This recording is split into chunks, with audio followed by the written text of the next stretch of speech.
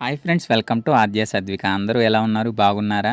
ఈరోజు మనం రెండవ అధ్యాయమైన గర్భస్థుడైన శ్రీకృష్ణుణ్ణి దేవతలు స్తుతించుట దాన్ని తెలుసుకుందాం.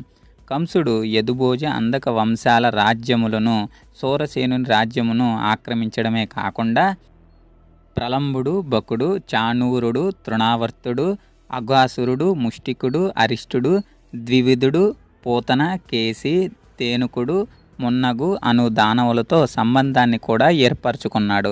ఆ సమయంలో మగధ ప్రాంతాన్ని, అంటే ప్రస్తుతం బీహార్ రాష్ట్రము, జరాసంధుడు రాజ్యముగా ఉండేవాడు. ఆ విధంగా తన రాజకీయ చతురతతో కంసుడు జరాసంధుని రక్షణలో ఆ కాలంలో అత్యంత పటిష్టమైన రాజ్యాన్ని ఏర్పరచుకున్నాడు.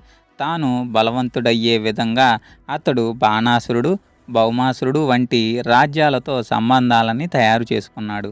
ఆ తరువాత అతడు శ్రీకృష్ణుడు జన్మింపను యదువంశం పట్ల మిక్కిలి శత్రుత్వంతో వ్యవహరించడం మొదలుపెట్టాడు.